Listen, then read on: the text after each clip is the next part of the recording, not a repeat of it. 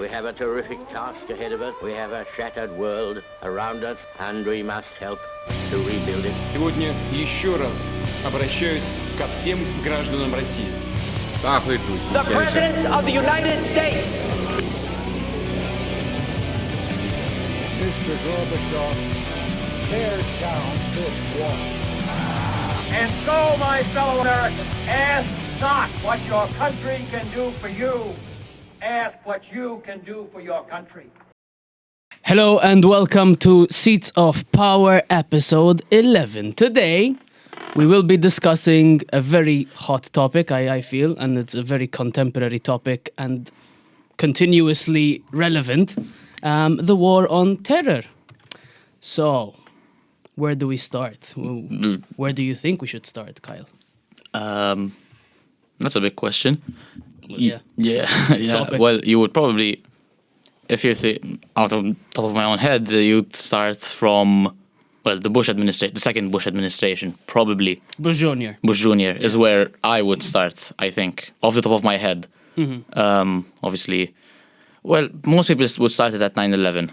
Right. You know, that's the first thing, and then the retaliation from that. You can also make the argument that since it came about through NATO, the war on terror, the war in Iraq and such, you could argue that it started with NATO, or maybe it started from the end of the USSR, maybe. Because then, obviously, NATO shouldn't have been, but technically the treaty was there was no point in remaining, obviously, at that time. Right. So, it started from there, possibly. Maybe the war in Yugoslavia as well. Are you in agreement, JP? Well, I would say that, I would mark it as 9/11 more than the fall of the USSR. Mm-hmm. Of course, in the 80s and 90s, you had the Mujahideen in Afghanistan, and that started the whole contemporary Islamic terrorism movement. But the war on terror, that's after 9/11, because prior to that, the Americans were openly funding the terrorists. It was only after 9/11 that they started fighting them. Mm-hmm. Now, the reason we've actually, or at least why I myself personally wanted to talk about the war on terror is because it may be helpful to explain to the viewer or the listener why we have certain opinions when it comes to the United States. Now, whether that is with regards to what is happening in Ukraine and Russia, what's happening in Israel and Palestine and things like that, I think it helps to kind of explain that, listen, we have seen a pattern for the last at least, it's 2025, so at least 25 years, where perhaps certain military involvements, military engagements are less than fruitful at the very best, and at the very worst, criminal, quite frankly. Yeah. One main thing that I saw recently, I say recently, I've seen it many times over the years, was a speech that General Wesley Clark was making. You might have heard of it, where he kind of explained that after 9/11, the American government was in such a peculiar position that they suddenly decided to invade Iraq. And this is General Wesley Clark's words. These are not my words, by the way. But he came out basically in a speech and he was saying, it's quite a funny speech. You hear people laughing in the audience because the way he's explaining it doesn't make sense, but the story in itself doesn't make sense. And he basically said that an aide from the White House came to him and told him, we've made the decision, we're going to invade Iraq. And he's like, what? Why? And he asked, did they find links from Bin Laden in Iraq to Saddam? And they were like, I don't know. And this is literally like how he explains it. But then he lays out this plan. You might have heard of it, the 7 countries in 5 years plan that was devised after 9/11, where they were supposed to take out 7 countries in 5 years, those including Libya, Somalia, Sudan, Iraq, Iran, Libya. Libya mentioned twice. Okay, not Libya, then Syria. Did I mention Syria? No. There's 7 countries. Yeah, okay. There's one more I always forget. Pakistan, Afghanistan? No. But regardless, people regardless, can find this. yeah. Just all you have to do is Google Jeffrey Sachs explaining this, economist professor at University of Columbia. You'll also find, I think, Mearsheimer talking about this as well, where they laid out a plan to take on a lot of countries in the Middle East with seemingly no real reason to. Now, for example, obviously the reason given when it came to Iraq was, the weapons of mass destruction, which we now know it was a lie. Yeah.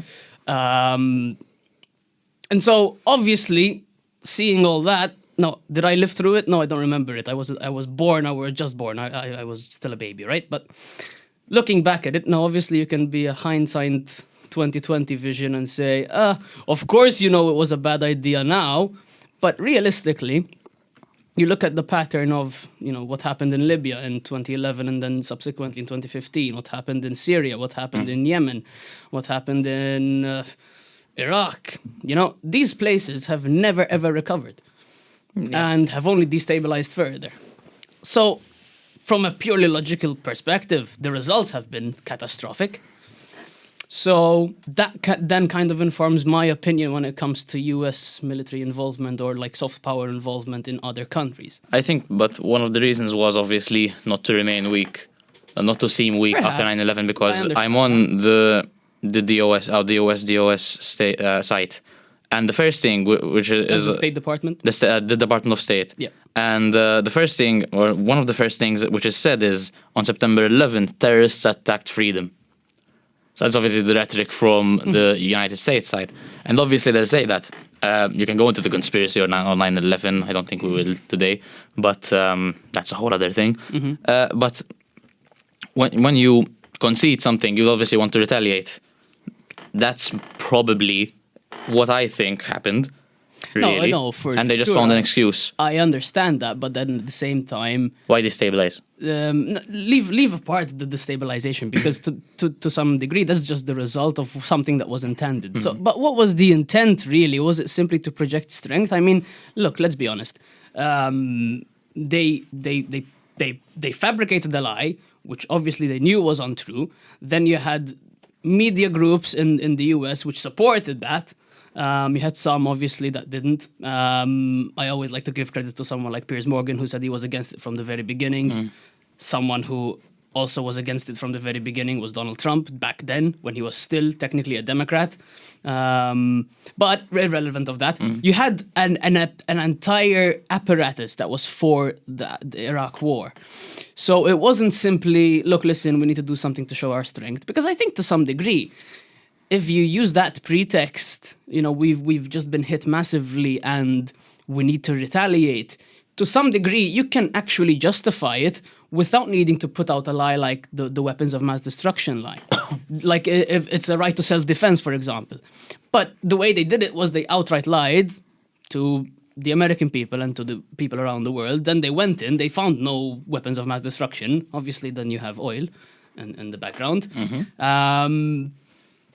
So it just comes to a point where, okay, this must not be the first time you've done this, and surely won't be the last, as we now know for a fact it wasn't. Yeah, I mean, I feel like also apart from that, they use it as an excuse to just gain regional dominance in the Middle East. I mean, yeah, because... That's obvious, though. And then somehow the justification is we're here to spread freedom and democracy. Yeah, nothing says freedom like killing lots of civilians and bombing them all the time. Yeah, exactly, and Adding on to this freedom argument, using the 9/11 attacks as a justification, the American government passed the Patriot Act, which just included surveillance, more power to the authorities, tapping domestic and international phones. Yeah, that's something that Julian Assange talked about in depth, yeah. So, I mean, I believe that they created like the sense of fear-mongering even to strengthen their own power as a government on their own people. So they're speaking of freedom, of spreading freedom and democracy, while they are reducing freedoms and liberties on the home front. Yeah, even the operation was called Operation Enduring Freedom. The campaign was called Operation Enduring Freedom, and it began October 7, 2001, so like a month after 9/11, really. freedom is always in the rhetoric of the American people. It's their thing, you know. No, yeah, I understand that, but to some degree, when it's coming from the government. No, I mean that the government. No, I'm not saying anything about the people. It's mainly the government. Yeah, obviously, of course. But that's a given. I mean, then to another completely different kind of argument, that kind of result, it also helped to show basically who were the, I would say, bought and paid for politicians in the US, because back then you had, in 2003 you had Bush as president, and we all kind of. I think it's quite well known that you put senior Bush, young Bush, Clinton, Obama in kind of the same box of war hawks, neocons type politicians. And Obama's one who, as a guy who won a Nobel Peace Prize as well. Yeah, somewhat ironically, I would say. But put it like this: it helped to kind of, at least nowadays in hindsight, you can look back and say, okay, why would anyone really trust anything you say furthermore, like going on? Because when your history is using a lie to invade a country. Okay, no, I'm not saying by any stretch of the imagination Saddam Hussein was a saint. But of course, listen, there's individuals and innocent people involved that are gonna end up taking the brunt of it. It's not gonna be Saddam who's the main victim of it. And you don't justify killing with killing. No, so an eye for an eye makes the world blind. That's exactly it. And what actually and it quite pissed me off when there was the George Bush at the funeral. I don't know if it was his father's funeral, was it? And he slipped up. It was after the Ukraine invasion by Putin, and he was like, how long do I have left or something? No, he said he was saying something along the lines of the wholly unjustified invasion of, and then his slip of the tongue, proper Freudian slip. Oh. He said an unjustified invasion of Iraq, and then he said Ukraine, excuse me, and then he made a joke of it. He was like, he just went quiet for a second and said 70 or like his age basically, and look, okay, funny, haha. Millions of people died as a result of that. Yeah. And millions more suffered worse consequences, The whole region is stabilized now. And you could say that in Iraq maybe... no, that's Iran. Never mind. I was going to say something completely different. I was going to mention Iran and the Ayatollah, but that's the 80s revolution. That's something different. Yeah, but and that's without... We haven't even really spoken about Libya, which is... I think even an even more tragic situation, because Libya was actually doing quite well, relatively speaking. I mean, obviously, but if you look at someone like Gaddafi, I'm not saying he's a saint, but when you look at economically and how Libya was doing, it was doing pretty well, and there was genuine discussions to unify the African currency, things like that. Maltese people, especially in those times, know how well Libya was doing. Really. Yeah, I mean, and that's one of the things it's very close to us realistically. I always tend to kind of forget that we're so close to North Africa. Part of how westernized we've become ultimately, but what happened in Libya was horrible, because then not only that, but even in subsequent Middle East countries, what it caused in terms of migration from refugees and things like that is insane, because that is a consequence that you don't initially think of when you think there was a lot of wars going on, but it's obviously something that's hit us in Malta and the rest of Europe at large. So again, I always go back to, if there was no visible benefit, what was the intention, Well, there wasn't any visible benefit, or at least to the people. Not to the people, obviously not. But the government obviously had something in mind. Well, yeah, I mean, you have oil reserves and resources in the Middle East. Furthermore to that, obviously, war is a great time for, the Lockheed Martins of the world and the Raytheons of the world. So there's obviously that aspect, the revolving door phenomenon, where someone is a congressman or someone making policy, and then after 5 years of doing that, he ends up at the board of General Dynamics or things like that. It's well known, yet people, I think, forget how much that affects what actually happens in geopolitical terms, because and I kind of apply that to Ukraine as well, because I see what was the point of doing something that you knew would lead to a war? when it comes to NATO and things like that. And in my cynical mind, I just go, well, obviously there's a financial incentive to create a war. And this is something, obviously. again, Julian Assange spoke upon many times when he was talking about Afghanistan in 2011. He basically said the goal is not to win the war, the goal is to have an endless war. So they can keep laundering the money in and out of Afghanistan in that case, and back into the hands of the politicians, mostly in America, that are kind of pro this war. So, again, I feel like that informs why I think we all in succinctly have a negative sort of outlook on American foreign policy, but it also kind of is why I am I am a fan basically of Donald Trump's foreign policy, because in that regard, Donald Trump's foreign policy, in my opinion, has been much better than Obama, Bush Senior, Clinton. Look, Trump's foreign policy. I dislike all American foreign policy, and so far Trump's foreign policy, in my opinion, is just him being a bully. In my opinion. Oh, perhaps you're not wrong. The thing with Gaza, the thing with Greenland, with Canada as well, threatening their sovereignty, just threatening sovereignties. I mean, Gaza really has its own thing going on, but Greenland and Canada mainly. Greenland, okay, you can say that they want to be independent, the people there, because I believe there was a referendum not long ago or a few years ago. But to make it American, to name it red, white, and blue land or whatever, come on, come on. And even the regional bits changing the Gulf of Mexico to the Gulf of America or something like that. No, I understand all that you're saying, but I'm looking at it purely logically. Sorry, when I say, okay, there was, since Reagan at least, there was always a war ongoing during that president's term. Yeah, Reagan, Clinton, Bush, Obama, Biden. And the only 4 years of that there was no war started was under Trump. Now, you might tell me this is a simplistic view. It doesn't mean that the Americans weren't involved here, and there. Obviously, they were. But at the same time, you had a president who was actually sitting down and talking to mortal enemies like Kim Jong-un. Yeah, and fair sitting enough. down with Putin. Now, they're not popular people. I am aware of that, but at the same time, it's like as you said in an episode we had earlier on, where you basically said, if you have bad faith in a negotiation, how can you even ever claim to be your intention to achieve peace, let alone actually achieving it?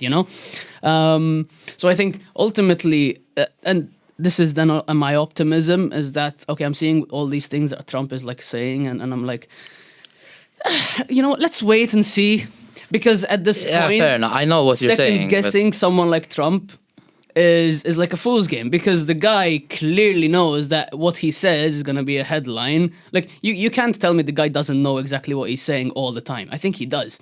I think he knows exactly what is going to be the headline, and I think he knows exactly what is going to catch attention. Now, whatever he's doing behind the scenes, we don't know.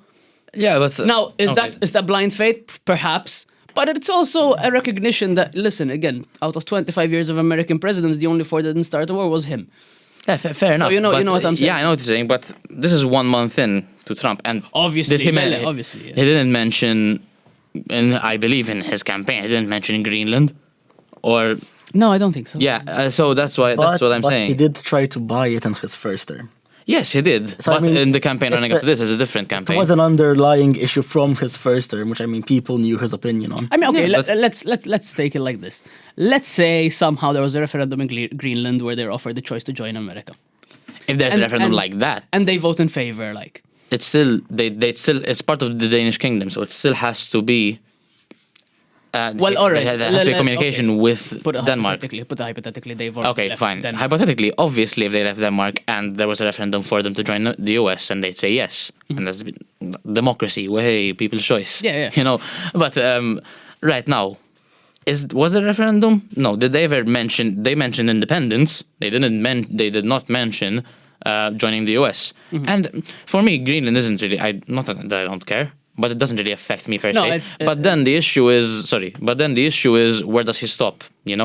No, I think the reasoning, if I were to have a guess, why he's pushing on when it comes to even the Panama Canal, when it comes to Canada and Greenland. Resources, probably. I wouldn't say it's just resources. I would say it's also consolidating a much closer to home sphere of influence, because ultimately, if you look at Greenland on a map, how would you say, the location, they're close to Russian and Chinese ships, and I think to some degree there is that interest of military, not standoff, but reassessing the military positions of the US. I mean, I think that's the actual goal there. Now, maybe I'm wrong, but if I had to take it pragmatically, I think that's the main goal.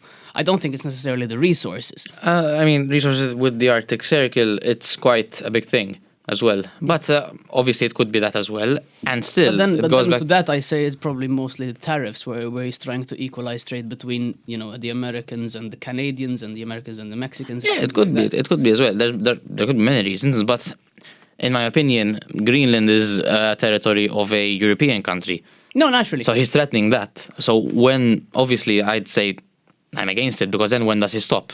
That's what I'm saying. Oh, yeah, I understand what you're saying. And then it will be a threat to Europe. He's already been very vocal, and so has Elon Musk, about the EU. And well, I don't agree with them completely. With Elon Musk saying that Phidias should be the president of the EU because he just saw a couple of TikToks from him or something like that. It's I can't even say it. And with Elon Musk saying "Make Europe great again" and getting the hats and stuff. They're trying to get involved, nonetheless. And it's only been 1 month of their administration. Now, I'm not saying that it's factual. This is obviously me being a bit cynical, me being trying to predict what will happen based on this first month. So it could be that they're just going to Greenland and then they're just going back. That's it. But the way things are looking, Trump's just going against his word in terms of him being isolationist, in my opinion. Well, I guess it would depend on how would you define isolationist in terms of military terms, for example. Well, what he was saying in the campaign was that he won't get involved, mostly, and that he'll just work for peace. Don't think this is really working for peace, in my opinion.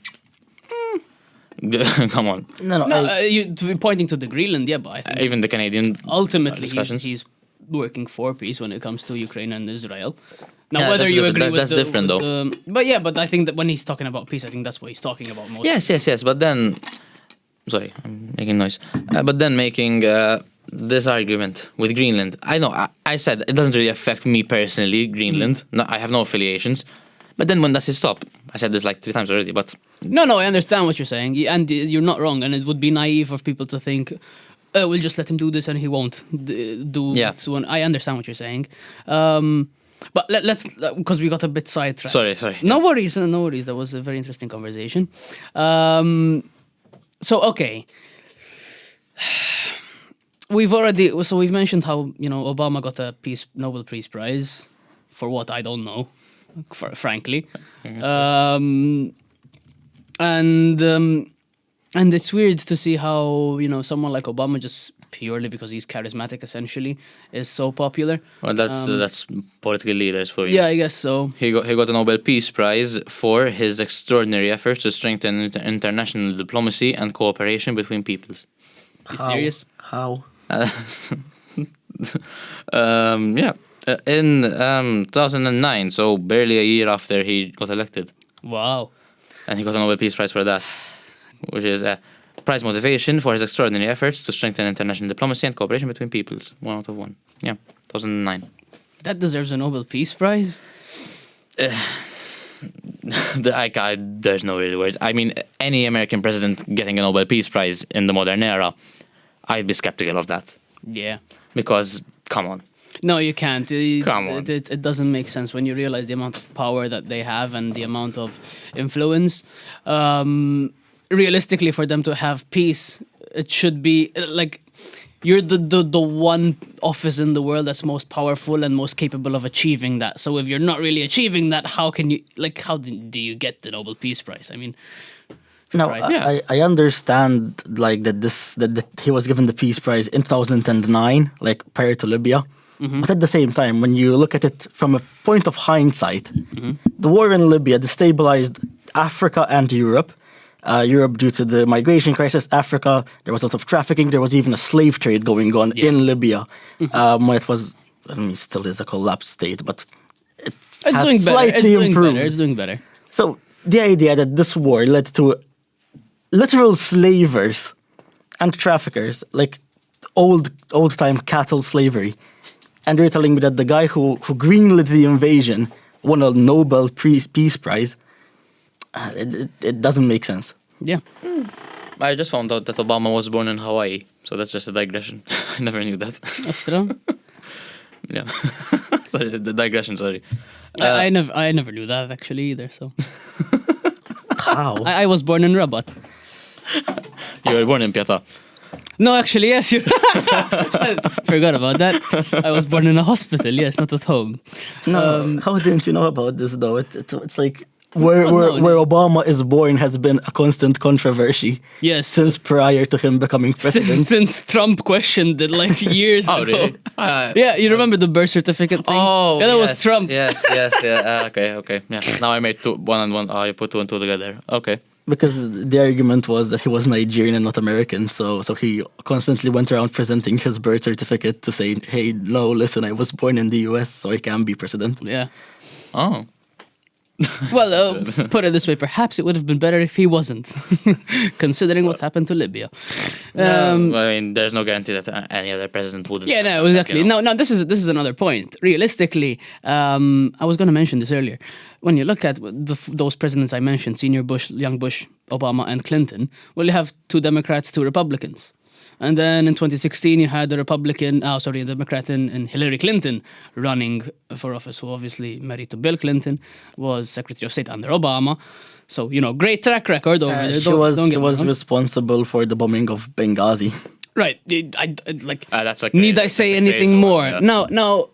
This is like what I said what I meant by saying, there's clearly not just an ideology, but there's a war machine behind this, because and even, for example, now when you see how for example, there's a Senate, I think Congressman, let me just make sure, Lindsey Graham in I believe so, in the US, who he was speaking about Ukraine and things like that, and he was advocating for American soldiers to go into the region, and I'm saying to myself, wait a minute, what you're literally advocating for not only just an escalation of the conflict, but potentially, and this could be hyperbolic, but potentially the end of all conflicts when you're talking about American involvement in Ukraine.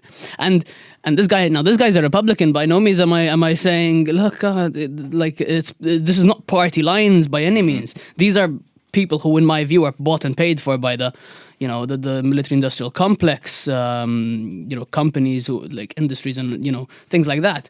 And now, the guy's a senator. yeah.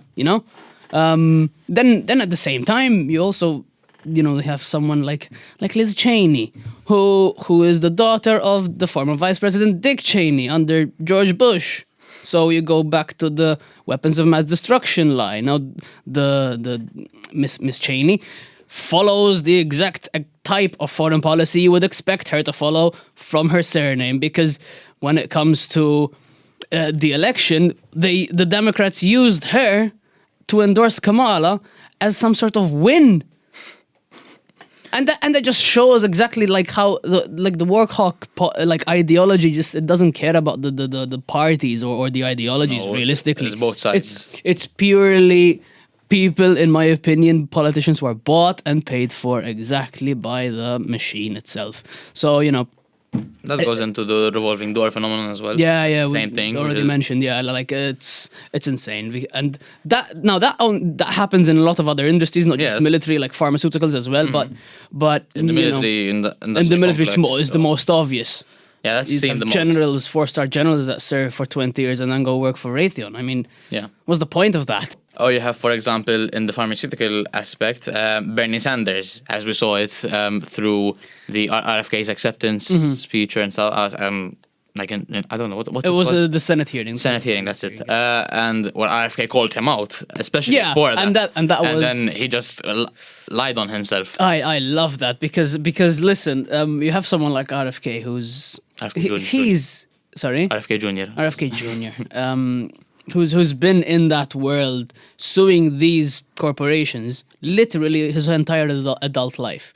Like he's not, there's no mincing words with him. He knows, listen, you're corrupt. He's going to tell you to your face. And it was clearly obvious with Bernie Sanders. Now Bernie Sanders, for context, is a guy who has run for president 3 times or even more, I think, and he's always run on the we need to tax the billionaire class and things like that.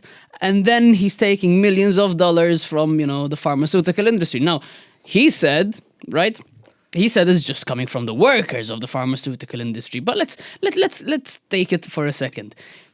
Why would a pharmaceutical industry worker give money to a politician who is saying we need to tax the company or the types of companies I work for and possibly make me more redundant in that case?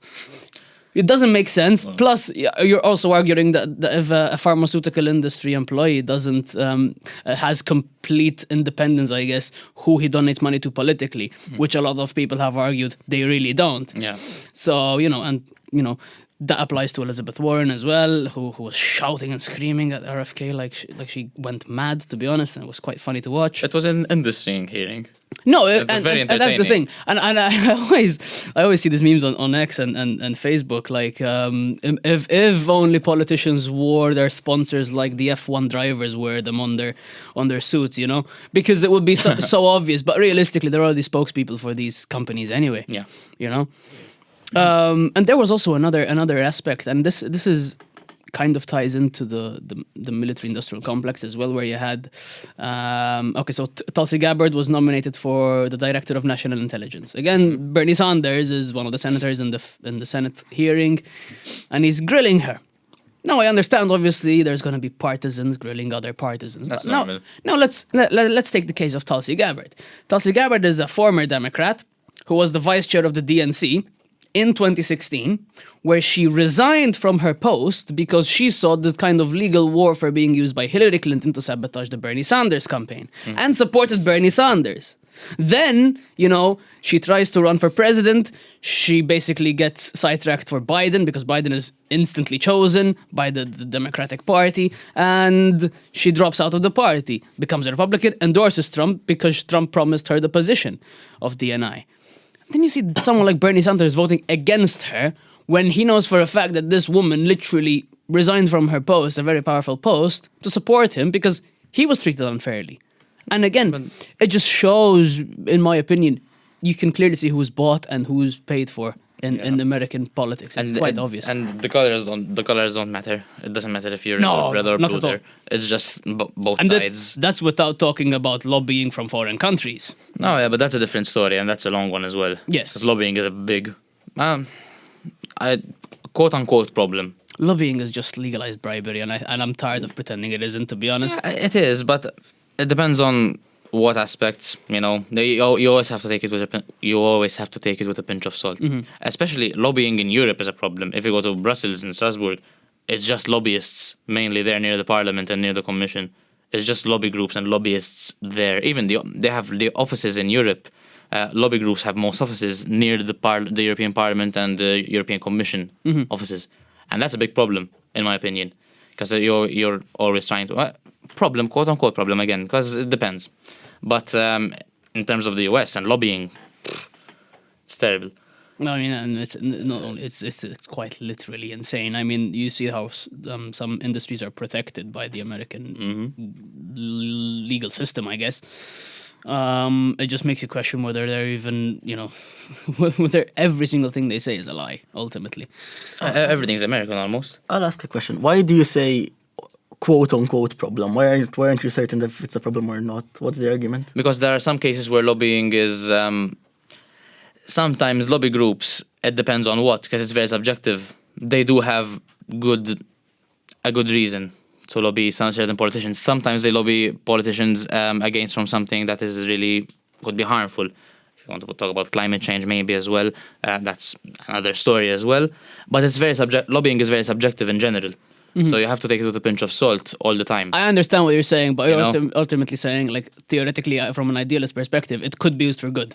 Yeah, yes, yeah, I sometimes understand. is, mostly isn't. Yeah. But then I'd argue that if your argument is genuinely the rightful argument and it's correct, couldn't you just convince through words? Why would you have to pay off the politicians? But wait, what did he say? I mean, if your argument is good it's like correct. I thought that was Why do you my argument. No, I mean like the because lobbyist argument. Because most lobbyists have something to gain personally as well, you know, and obviously that's always the case. But then you'd have to think of what they're gaining and what is the opportunity cost for that. You know, what is the expense for what they're gaining. You know, if they want just funds for climate change, for example, to battle climate change or something like that, depends on what they'll do. And if they then do nothing, they just got funds for nothing. You know, or that's just it's a very basic scenario, you know, in my head. But that's why I said quote unquote, because it could be used for good. Sometimes is that I can't think of any that is, which doesn't help my argument really. No, but obviously you can't it's say subjective. something is all bad. There's Exactly, nothing that's but all it's bad. very subjective lobbying. No, it is. It's just, I think in a sense, the way that it works, at least in America, is a bit more unique in that it's much more overt. Like it's so obvious. Even if you see, like for example, America is one of 2 countries in the world or in the West that allows pharmaceutical advertising on TV. It's only the US and New Zealand, for example. It's outlowed basically everywhere else. It makes sense to be outlawed. Yeah, it makes really. sense to be Why? outlawed. Why would you? Well, need to... the argument is a First Amendment argument, but that's realistically, that's not the problem. The problem is that the networks are paid by the pharmaceutical companies, so obviously there is always going to be a conflict of interest. revolving door all the time. Yeah, exactly. And, you know, the media works in tandem with this just as much as the gun industry, pharmaceutical industry, things like that. Yep. So, you know, there's I guess we're talking more about industrial complexes rather than specifically the war on terror, which to some degree there is truth in that, because when you're talking about industrial complexes, there's a military one, there's a pharmaceutical one, there's a media one. And I don't want to put the tinfoil hat on, not yet, but there's, you know, you look at intelligence as well, what has happened over the years. There's certain,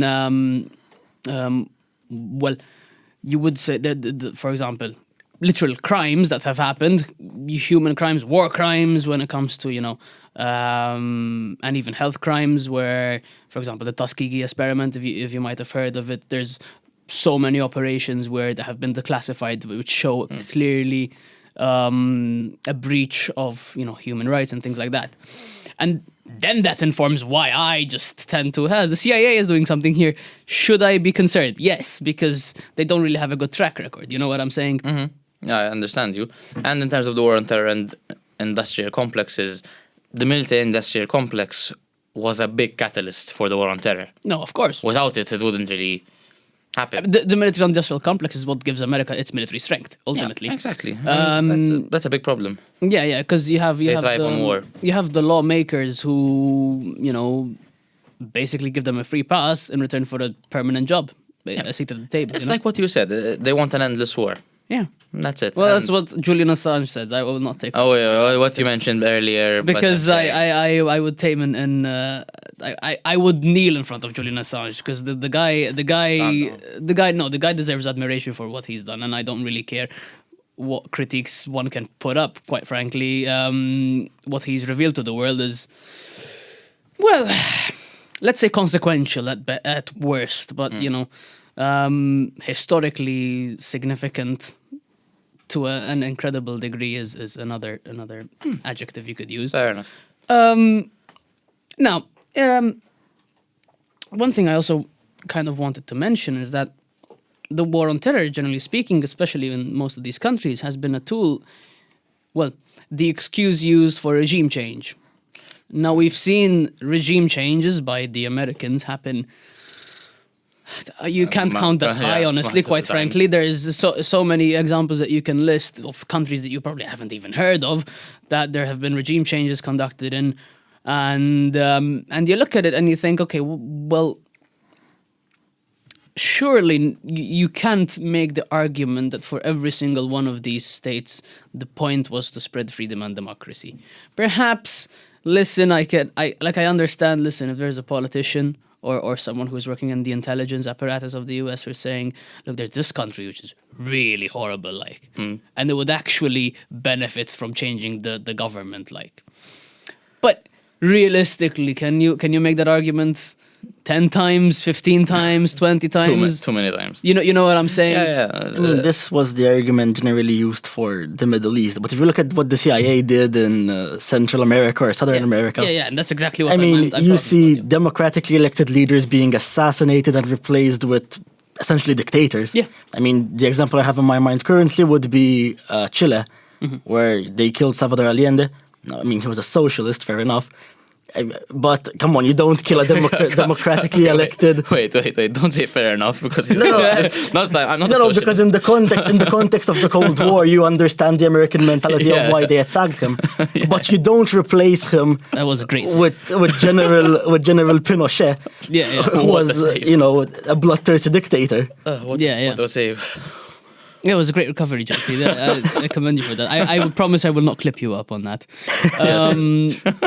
Well, I understand exactly what you're saying, though, because, and you could, I guess, make the argument of how they tried endlessly and endlessly to kill Castro, for example. The guy was seemingly invincible, which is quite hilarious to think about. Just the CIA trying to kill Castro and not managing time and time again. It's such a meme online. No, but even the assassination attempts, like as time went on, they just became more and more ridiculous, like poisoning his milk. I can't believe. Poisoning his milk is crazy. No, because Castro was obsessed with dairy products and milk. Right, was it skimmed or not? I wouldn't know. It was poisoned. It was semi-skimmed, I think. Yeah. Back then they didn't have the taps. The Benna didn't have the caps. Right, I understand. Yeah. It was the light blue one. Yeah, you had to open it by opening like an actual carton. You Yeah. know? And they opened it. They poisoned it, but you can tell it was opened. Before. Yeah, they didn't think of that, did they? What are we saying? Well, you get to a point of ridiculousness when, look, it's almost like, is it better to cry or to laugh? And sometimes it's better to laugh because realistically, a situation, when you look at historically, it's tragic because when you look at the amount of lives, human lives that have been, literally thrown in the trash for the goal of some politician making a little more bucks, ultimately. Bucks. Sorry. Yeah, I mean, because, listen, you're a politician that's already on $500,000, net worth, and what, you want 3 more million just to live a bit more comfortably? What, is your TV gonna look much better when you have 3 million in the bank as opposed to 1 million? You know what I'm saying? Yeah. Like, it's not even... I get to the point where, is it even the money that is the issue? Is it just control? Is it just power? Because, like, seriously, let's be honest, if you're already rich... What's the point of having, if you have 20 million and have 5 more million, like, what do you get from it? Human nature and always wanting more and never being satisfied. At least modern human nature. I understand, but I think at that point, it's not about the money, it's about the power and control money buys you. You know what I'm saying? Yeah, but obviously from our perspective, we're not millionaires. So we have this argument. If we were, we'd want more, probably. No, but that's my point. But I think you come to a certain level of wealth, where the wealth is insignificant. It's about what the wealth buys you, eventually. And I don't know who said it or what it was, but there was someone, I think in the US, who was basically saying, look, realistically, if you want to buy a politician, it only costs you like $50,000. And he was saying, like, just give them that money to start up their campaign and for them to, get into an office, whether it's like a tiny office in a tiny state or whether it's a large office. I guess it would cost more, and then you'd have them in your pocket for however much you'd like. And that's kind of legal with lobbying and super PACs, things like that. It's also legal somewhat to the extent here and in Europe as well. Well, yeah, obviously. It's similar. Let's not say, because that's what happens. Politicians don't fund. If you're starting out as a politician, you don't fund your own campaign from your own pocket unless you're wealthy and coming from a rich family or wealthy in general beforehand. You'd need support. You need financial aid, and these people would give financial aid. In Malta, Jürgen Fenech gives financial aid, or used to now give financial aid to politicians. That's why he wasn't. He had some politicians in his pocket as well. It happens all around. Which is sad, really, because it just goes to show it's not really democratic, is it? No. And speaking about the US, they always go about freedom and democracy. Like it's far from a democracy, really. if you get into the nitty-gritty stuff. Well, yeah, I understand what you're saying. I mean, realistically, I think that the most credible, I guess, point that the Americans have when they're talking about freedom and democracy, and I'm not talking about the government, I'm talking about the people, I'm talking about is the fact that realistically they had one constitution, and for 200 and however long many years, it's still the same country to some degree. There is an element of respect you have to give to, I guess, the founding fathers or subsequent presidents and governments who have managed to kind of hold that up. At the same time, obviously, you'll have someone who's, for example, someone who grew up in the Middle East who's been directly affected. They will hate the United States with all their guts for all their life, and you kind of understand it. Obviously, understand it. But then in our situation, for example, we're coming from a point where we're in the West. We can tell that the West dominates the culture here, not wholly, but mostly. But at the same time, we still have an outside perspective on what is going on concurrently in the world. That's what I like about our perspective. Yeah, per se. and I'm biased, and obviously, our neutrality to some degree. Now, whether it's being disputed now, but leave that aside. Historically, we've been neutral.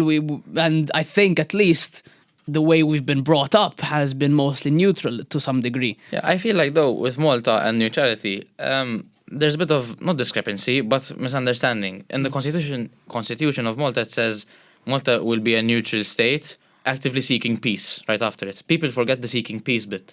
They always stop at the neutrality bit, but that's just a digression on Malta. Really, that's just something else. Yeah, and I always kind of think, look, with so much going on in the world, Malta could be such a great place, kind of similar to Switzerland in that case, where our neutrality. Just be a bank for No, well, we almost are. well, no, not a bank, a tax haven. It's different.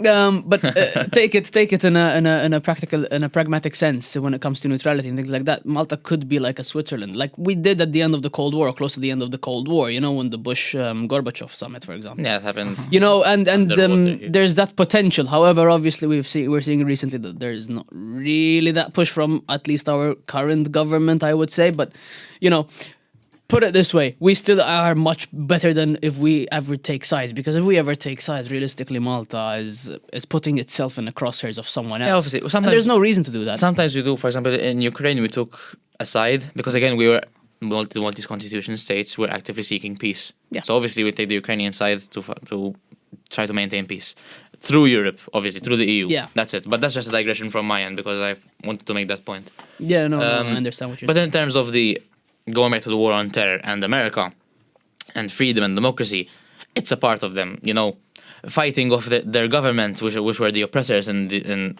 their beginnings, that's a sentiment in them. That's why freedom is also a sentiment. And that's why, going back to my first point, I say that the war on terror could have started just because they saw it, or at least the American government made it seem like it was a threat to their freedom, an attack on their freedom. And that's all. You think of America, you think of freedom. That's the main point. That's in their constitution. I believe that's their main point.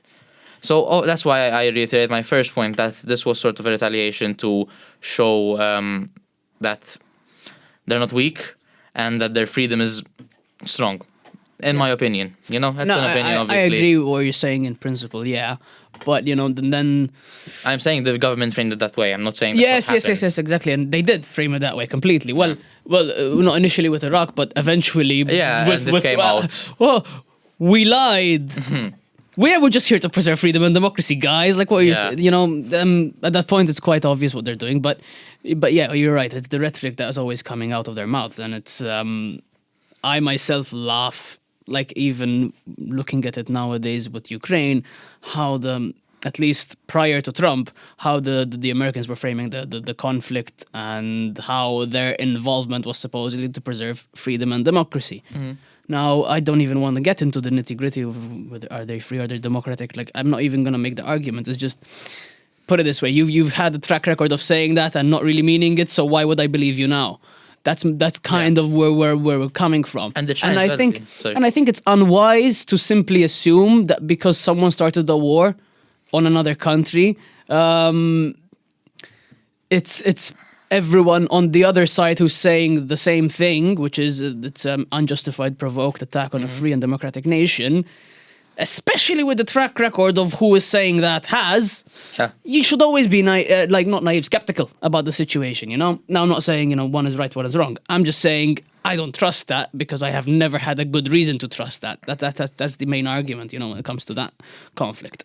And also, well, in this episode we came out as biased maybe against the United States, but it's obviously a reason, the reason being that the government shines badly on the people, right? Yeah, of because course, the people have nothing to do with it really. They just have to elect one of two parties, and they're both almost the same in terms of their people as well. Like you said before, it's always the same people being recycled and the revolving door going around. But we're just, I think I want to make a point on that, but continue. I think I'm just tired of seeing the US involved everywhere. That's why I had hope in Trump being isolationist, and that's why, again, going back to my previous points, that he's just being a bully and threatening sovereignties is not really ideal. From my perspective. You could disagree with me, I think you do, but that's just my perspective on it. No, I understand what you're saying, but this is the thing with Trump. When you look at the fact that you look at how he was viewed in the American media and the American public in 2015 prior to announcing his running. They loved him. People loved him. He was on The View with Oprah Winfrey and things like that. And they're all like, will you run, Donald? And things like that. Like they were actively asking him to run. And he had been thinking about it for at least 15 years, like mentioning it in an interview in the 90s, for example, which I've seen personally, back when he was still a Democrat. And then there's that feeling, well, okay, this guy is a rich billionaire. Can you buy off a rich billionaire? Put it this way, maybe you can, but it's gonna be more difficult than buying off some standard, $500,000 net worth senator or something. And then you get to the way that he was treated post announcing his presidency, where suddenly he's America's businessman, he's America's TV, face essentially, and then he becomes public enemy number one, going as far as to say labeling him, fascist and comparing him to Hitler, racist, all those things. Now, I'm not saying there isn't some merit in, like, did the guy say stuff that was dumb? Yeah, of course he did. Who doesn't? I mean, the guy's just, he has enough money to not really care if you care about what they say publicly. No, that's, I'm saying, before he was president. Yeah. Now the issue is, the guy didn't change much. His personality is still the same. But if I look at track record, again, 4 years where he didn't start a war, and I'm not saying there wasn't conflicts. I'm not saying there wasn't drone strikes and things like that. But 4 years without starting a new conflict, and then as soon as he gets out, within like 2 months, you had in the first year of Biden, you had Israel coming up again with Palestine. There was some, internal quabbles. A year later, you had Ukraine being invaded by Russia. And I'm thinking, look, the guy might not make the deal that makes everyone happy, because guess what? You can't make a deal that makes everyone happy. But if there's a guy you'd trust to make a deal, really, would you trust Biden? No, you wouldn't. Would you trust Kamala? I mean, the woman barely knows how to talk. Let's be honest. Like, Putin would eviscerate her on a negotiating table. Everyone knows this. Logically, you don't need to have a PhD to understand this. But then there's someone like Trump, who is a bully, correct? I agree with you. But at the same time, if he gets deals done that ultimately stop wars, right? I understand that there's some people who are going to end up unjustly treated. But listen, the end of a war is always going to be better than the continuation of a war and then possibly a worse even outcome. I'm at the point of, like, listen, the guy has been scapegoated for the best part of 8 years, going even through legal trouble, and I don't know how many name-calling and pejoratives getting thrown his way. And at the same time, he's the only one who is actually not really, part of that war hawk club, I wouldn't say. No, I wouldn't, I said, said, he was against the Iraq war when it happened, and he's been very critical of Obama, he's been very critical of the situation with Libya and Syria and things like that. Well, put it this way, I have some slight optimism when it comes to him instead of someone else, and it doesn't matter because he's Republican. I think he's only Republican because you need to have a party to get elected, quite frankly. That's true. He's the furthest bit from a Republican you could have, realistically, if you think about it. The guy is not really conservative as such. No, but he used it too. As a platform, because they're the only party that gave them a platform, essentially. Yeah. Which is then comes to a question of, well, which party is more controlled by that machine? and they're both controlled. But I would definitely say the Democratic Party has become more controlled than it used to be, because it used to be the Democrats were the freedom, like from the influence, and the Republicans were the war hawks. So it's just completely flipped. Yeah, that's why it doesn't really matter what party you're from. Yeah, exactly. They just shift the money. Essentially, they shift it towards who they want to It's all influence the the same. most. It's all the same. Like here in Malta, they're Yeah, both yeah. the same almost. Yeah, Red and blue, the lines between them are quite blurry. I And agree then with there you was- completely. But on what you said, though, I mean, we have different opinions. I don't think I understand you. I don't think I fully agree with you because you're more optimistic about Trump than I am. That's the main quarrel. I don't know what JP thinks. Well, I mean, if you look at the current Trump administration, I think it's clear that he is just asking for a lot. So he will get less, but when he'll get less, he'll just be at a position where he gets what he wanted. Yeah, yeah. I think that's what happened with Canada and Mexico when it comes to the border, for example. I mean, like with his argument on the tariffs, he threatened with tariffs, and eventually they obeyed and he delayed the tariffs. Yeah. I mean, I believe that's no way to treat an ally, but it's getting results. Yeah. I mean, the tariffs, though, it's a bit weird because ultimately we're not really paying more, technically. It's the people paying more, the American people, on imports from Europe, for example. And But yeah. America is the number one export for Europe, the number one export spot for Europe, and this is the number one trade partner. But obviously it would damage trade, but it hasn't really yet. But it's only 1 month in. We can't really say No, but anything. most of the tariff. I mean, the tariffs. He just enacted the tariffs on autos, I believe, and aluminium or steel, whatever it was.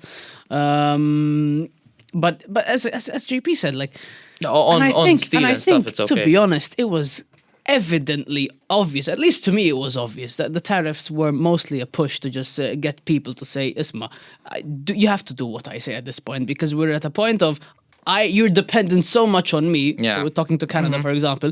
They're dependent so much on the US that you might as well just do what I'm telling you to do with regards to the border. And the same thing happened with Mexico, and then the same thing happened with what was it, Venezuela?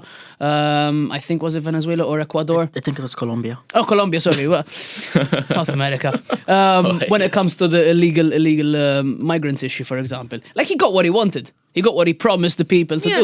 He has his methods. You know, like, and that's exactly my point. He has his methods. Yeah.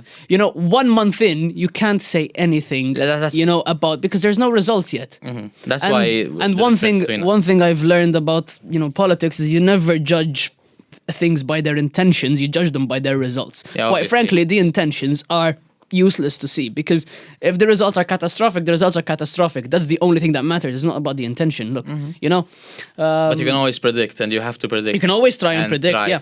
But ultimately, that's the best thing about Trump. He's unpredictable. You can't really predict Trump, can you? Best, I wouldn't argue. Well, best, okay. One of the most notable things. Okay, about Trump, okay, I'll put okay, it yeah. that way.